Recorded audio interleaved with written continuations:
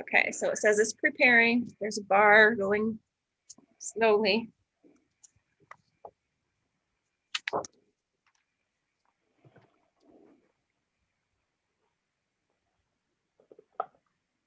Okay, so, okay. Would you like to Okay. take attendance? That would be wonderful, Ally. Thank you. Okay. Craig Leggett, Here. Michael Biddle, Brian Campbell, Here. Mike Grasso, Present. Jenny Sullivan. Here. Mike Wild, Here. Dan Bruno, Nick Caimano, Here. Dave O'Brien. Here. Okay, we have a quorum. We have 7. Okay. Thank you.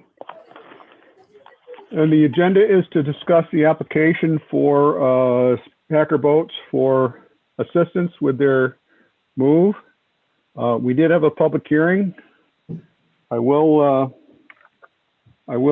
ask Ally to read the one comments. We had a couple comments. The major comment I'm going to send to you that was received today. I would like that introduced into the record because I think we do need to discuss certain of those points. Okay. So, Ally, if you could read that again, you've had practice. Yes, I have. Thank you very much. Okay, so this comment came to my email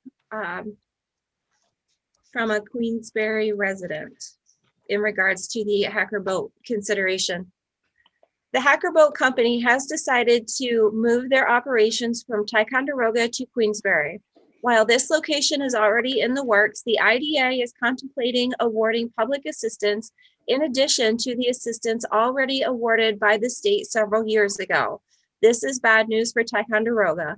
Let us look at some of the legalities of this contemplated award.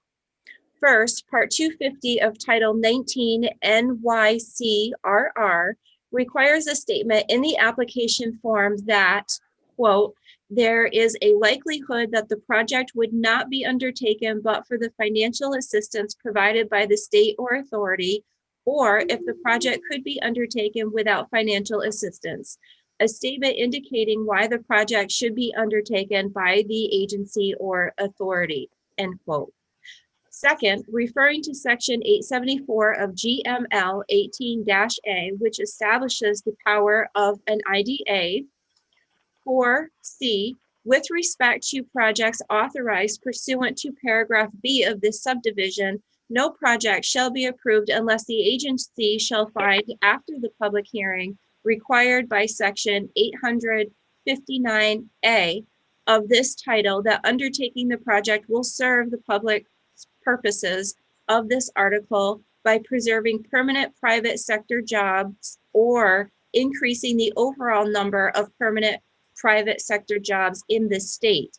Where the agency makes such a finding prior to providing financial assistance to the project by the agency, the chief executive officer of the municipality for whose benefit the agency was created shall confirm the proposed action of the agency. As the WWIDA was created by the Warren and Washington County boards, it seems you would need a confirmation of the proposal from the 2 county chairs, and I do not think this has been done. On the issue of the project eligibility, GML 18-A states in Section 862, restrictions on funds of the agency. No funds of the agency shall be used in respect of any project if the completion thereof would result in the removal of an industrial or manufacturing plant of the project occupant from one area of the state to another area of the state, or in the abandonment of one or more plants or facilities of the project occupant located within the state. Further down, there is an exception, or the project is located in a highly distressed area. Is Queensbury considered more distressed than Ticonderoga?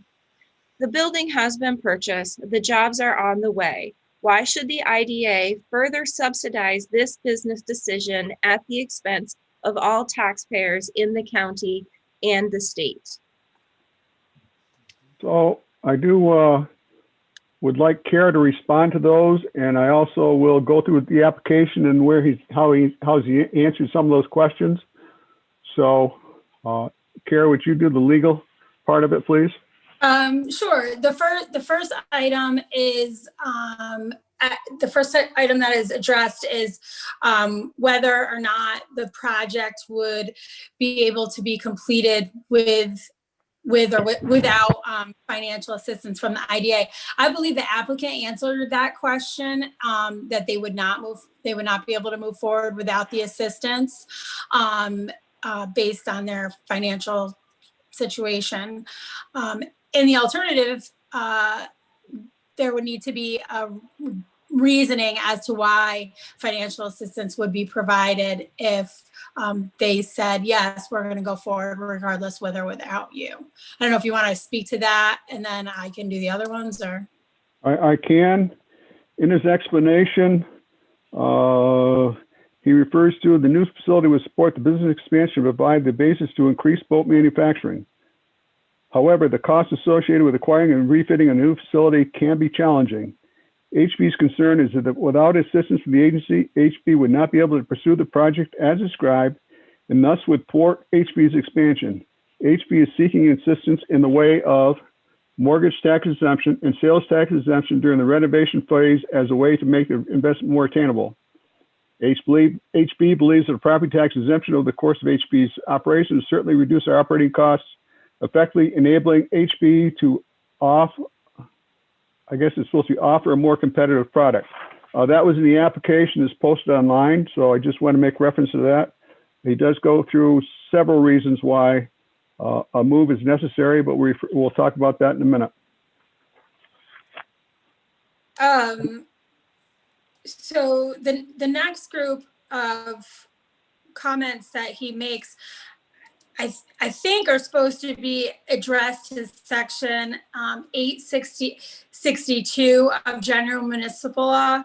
I didn't really have a lot of time to confirm that, but I believe that what the language where he says 874 4C, there is no 874 4C, but when I Googled the language, so to speak, it's 862 2C, which says no project unless after a public hearing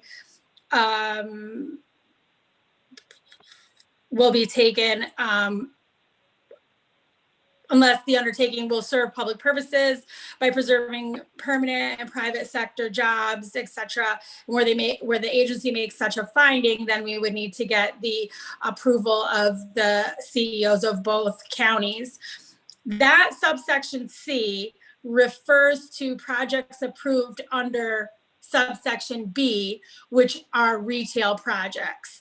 So I don't think the comments regarding the county approvals or the distressed area as it pertains to Queensbury are applicable here, because those sections refer to retail projects only, and the exceptions for retail projects. And this project was applied for, and we are considering it as a manufacturing project, because that's what the primary purpose of this facility will be, to manufacture the boats. And then the last comment is 862.1, and that's where it's addressed as to whether a project can't be offered financial assistance if it's moving from one area of the state to the other. But then there's an exception. It says, unless it is reasonably necessary to preserve the competitive position of the occupant in its respective industry and keep the project within the state. So based on the information that the applicant provided in its application and during our meetings, they discussed the fact that there's a potential for them to move outside of the state, and that they have difficulty expanding, if not impossibilities expanding at their current location. So, and I think another thing is reference. Thank you, Ally. I think if you read, or Kara, I'm sorry. I think if you read through his application, he gives quite a discussion of why the move is necessary to keep him competitive and to keep his pricing competitive with his competitors. You know, he's discussed this in our meetings with him. Reasons that I'm making. I've also placed a call and talked to Jody Alcott from Essex County IDA. They attempted to work with them for a long time to try and keep them in a competitive position in Essex County. They just couldn't find the proper mix to do that. And so, you know, as much as they hate to lose Hacker Bolts, they'd hate more to see them go outside the state or pick another area of the state because they are a valuable asset to the county. So to all counties around here. So with that, I would also say that I started talking to George when he was referred to me by Ed Bartholomew and John Wheatley well over a year ago. And at that point, he was referred to me because he was asked if the IDA could provide assistance. I said, I don't know. You'd have to make application to find out, but here are the benefits potentially available. As a lot of companies do, they spend a lot of time doing their research and investigation to make sure what they're doing. And they were in no position to provide an application to this point. They do not own the building at this point. Vendor contract to purchase it, and they are waiting financing. So that's where we stand. I'd like to open up to the crowd for questions. Craig. Thank you, Mr. Chairman. In the presentation last month, seems to be that the Ticonderoga facility was still going to stay under ownership and have some use to Packer. Is that correct? One of the possibilities that we will use that for additional storage. Yes, that's very true. Okay. We have been approached by a furniture manufacturing company. We have been approached by one of the marina operations in Ticonderoga to purchase the property to use it for their storage and mechanical facilities. Yeah, but the furniture company was interested in when we were going to be moving, so we'll be in touch with them. All right. Thank you.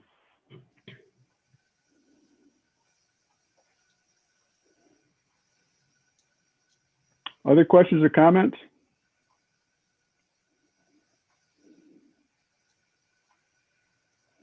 George or Aaron, would you like to have anything you'd like to add?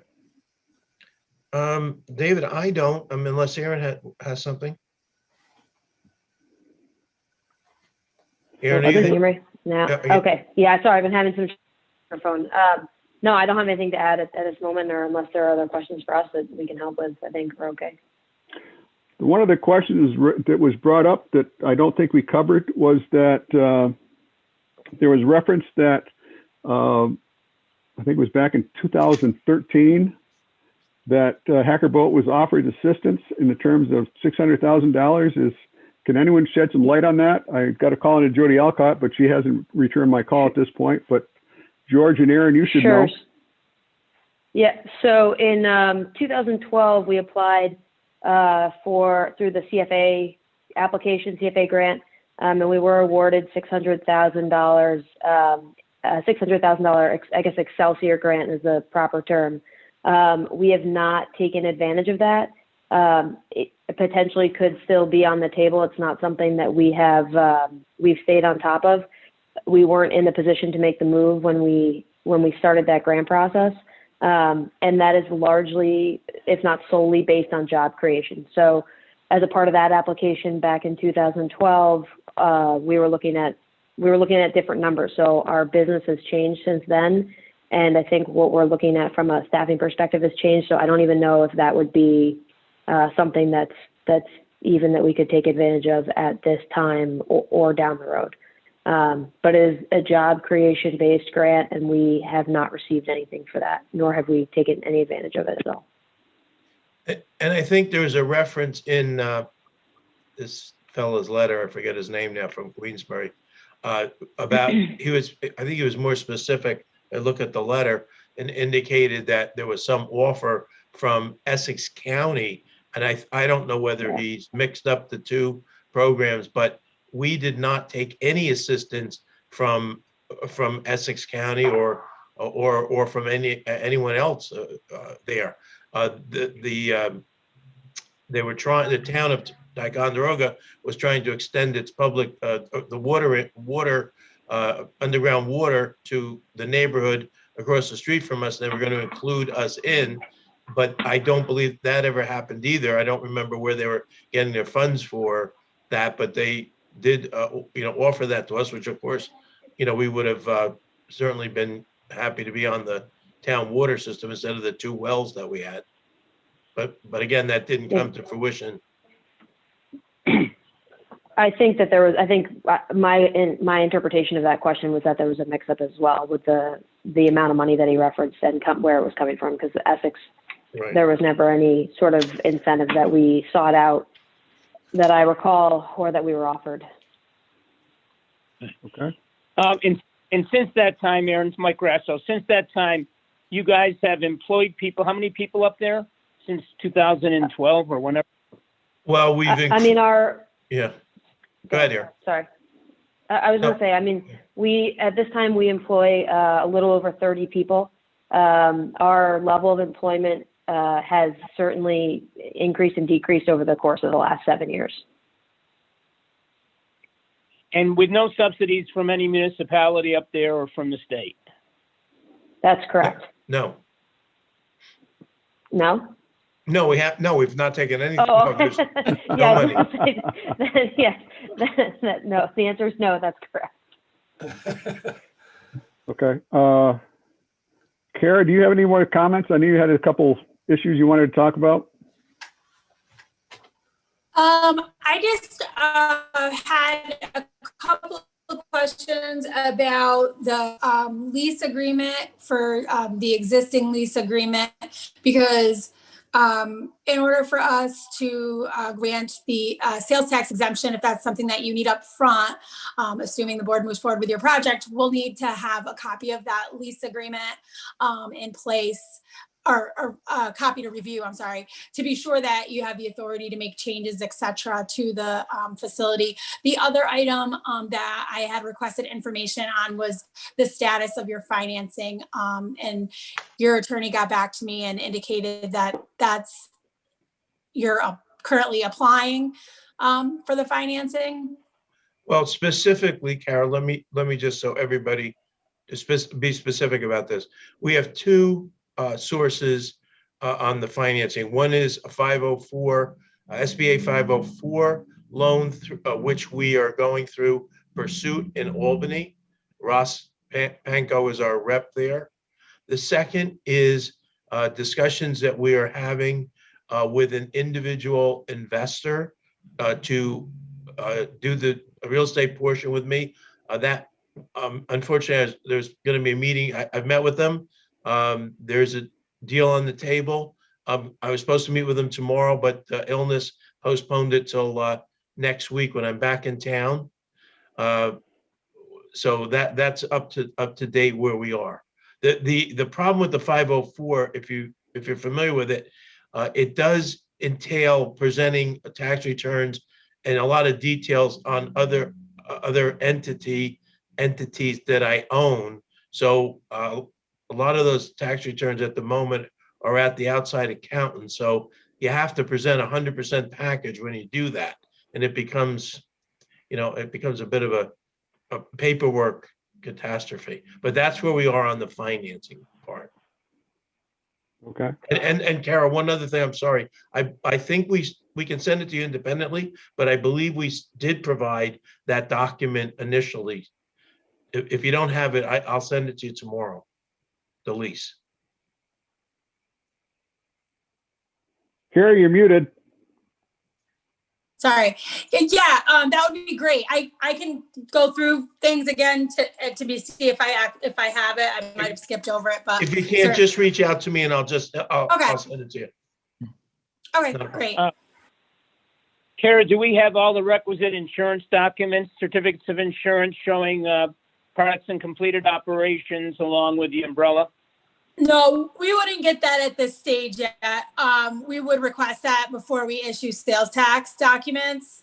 So that you haven't approved the project yet, so we wouldn't request that until following the approval, but prior to issuance of any benefits. Okay. So, any other comments, discussion? Craig? Yeah, Mr. Chairman, it's more philosophical as the citizen that had put input to the IDA here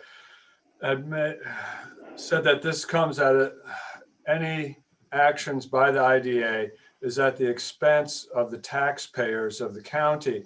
And I think that's a misrepresentation of the situation, that it is one way of looking at it by granting a pilot. A property owner does not pay the full value right up front, but it is not at an expense. Really, there's nothing coming out of the pocket of the taxpayers. It's just one of those things that always bothers me when I hear that claim. And I just want to say that, the fact is that all the base taxes are still going to be paid. And there is an, over the schedule, more and more taxes will be paid over the 10 years. So taxpayers are not paying anything out of their pocket. There is no direct expense to other taxpayers. That's all. Okay. Mr. Chairman?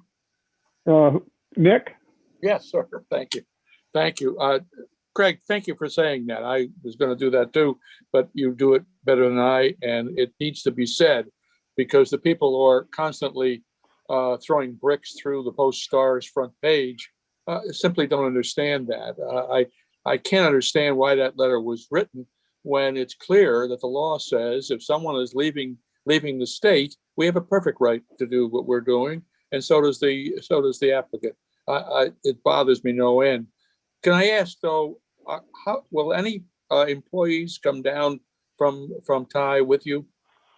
There, Nick, Oh, they have all said that they are coming.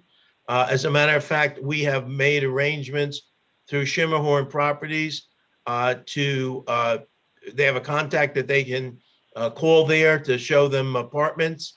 I know at least 2 of them are out looking for homes, and I think there's a couple of others. And then, of course, we have probably 40%, if not 50% of our people live this side of Tongue Mountain, in parts of, Glens Falls, South Glens Falls, Warrensburg, Lake George, that area. So. Good, thank you, sir. and there, yeah, sorry, yes. No, and thank you, ma'am. No problem. Okay, Okay. if I may, there are some comments that I'm receiving on the YouTube chat.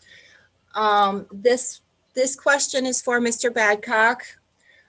Why did you not pursue the proposed 2013 move to Queensbury?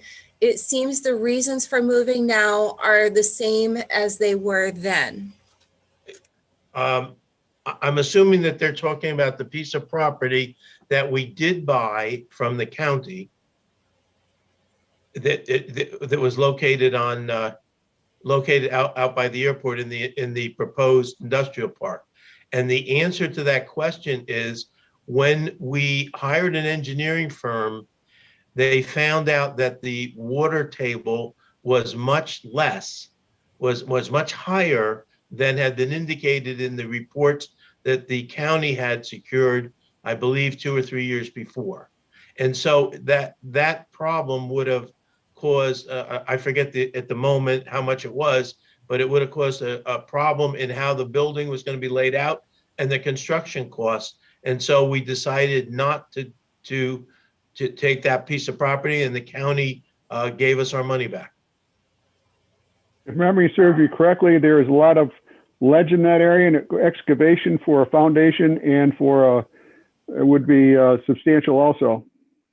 Yeah, what happened was that there was wetlands on part of the property, and I think that maybe over time, I'm certainly, not an engineer, but something occurred, and then you're right, to shift the building, there was additional costs, and it was just became cost prohibitive at that point in our view. And so when we discussed it with the county and we through the EDC, and then we unwound the deal. Thank you, George. Okay, and then I have one more. This is addressed to Mr. Leggett. Mortgage tax not collected comes right out of WC budget. Sales tax as well, and the difference between the pilot and the full taxes as well. It was never in the budget to begin with. These would be all anticipated revenues, projected one way or another. So they're not actual. So nothing is coming directly out of a budget if we grant these. Okay. That seems to be the common misconception with all this. There is nothing there now which is going to be subtracted. It's only added. And everybody keeps saying that, and it is maddening, Nick and Craig. It's maddening. Okay. So we have this. I think that if we have no other questions or comments, I would ask that if someone would like to introduce a resolution, they would do that. I'll move it. I'll second. Move by Mr. Grasso. Who seconded it? Uncle Nicky. Uncle Nicky seconded it. I think, Kara, did you have any comment on contingency on this one? I just wanted to make sure that we just, for the record, go over a couple of items. This is a type 2 action for under seeker, so no further environmental review is required because it's a change just into the same footprint of the building. The total project cost is estimated at $3,016,000. The estimated sales tax exemptions are estimated at $14,000 and mortgage tax exemptions at $33,750. The pilot would be for 10 years, and that's 0% on the increased assessed valuation of the improvements for 5 years and 50% for the second 5 years. And that estimates out to be about $95,000. The base value will remain at $1,776,300. My question, and I see that I have a typo there, I'll change that. My question to the board is whether or not you want to, we'll work out the details with the lease agreement, because certainly we need to make sure that the company has the authority to move forward with improvements to the facility that they don't own. But the question is whether or not you want to make the approval contingent upon proof of financing that the project will move forward. So I think there's two issues here. I think that first of all, with the leasehold improvements, they're looking to make the improvements so they can move their operations, so they get their operations started in July. If the way the world turns in banking today, they may not get their approval for their financing until then. And so, would we? What's your proposal on that, Carol?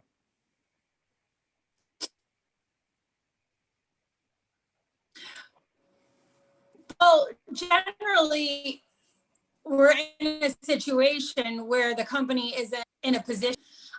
So this is a bit of a unique situation because they don't have actual control over the facility, but for a lease agreement. And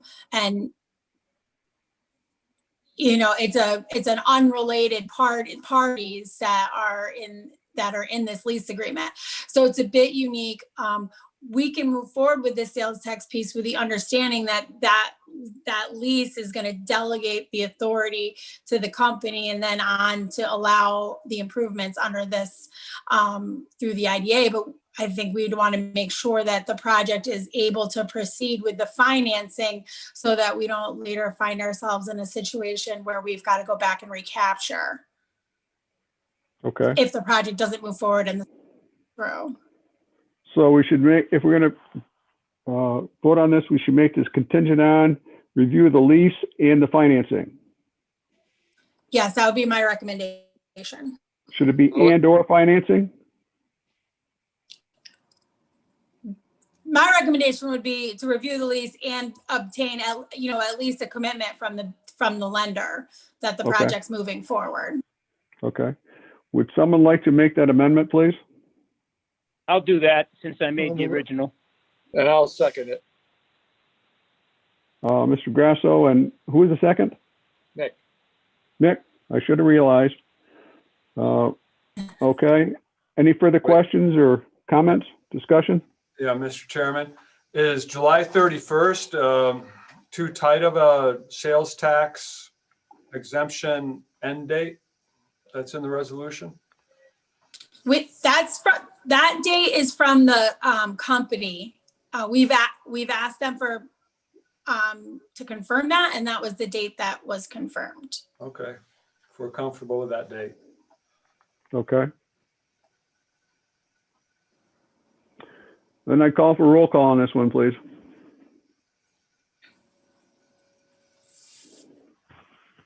This is to accept the resolution or the amendment? The resolution as amended. Resolution as amended. Okay.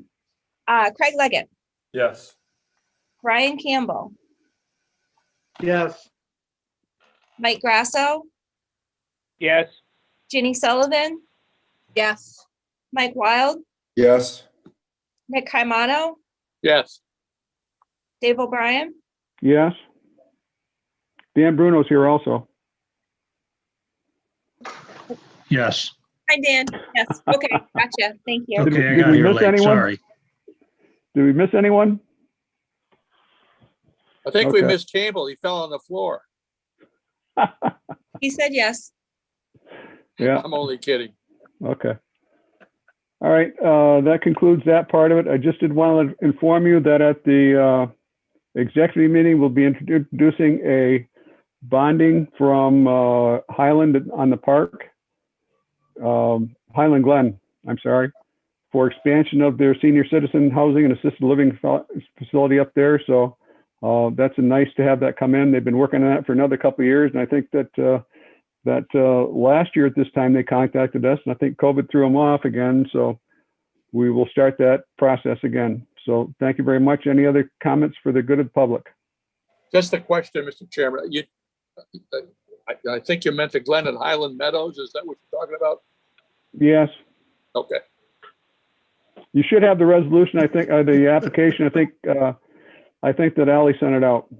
Okay. Thank you. So actually, I am so sorry. I just sent it to you and Kara. I'll send it to everyone right after this. Thank you very much. Okay. Thank you, Ally.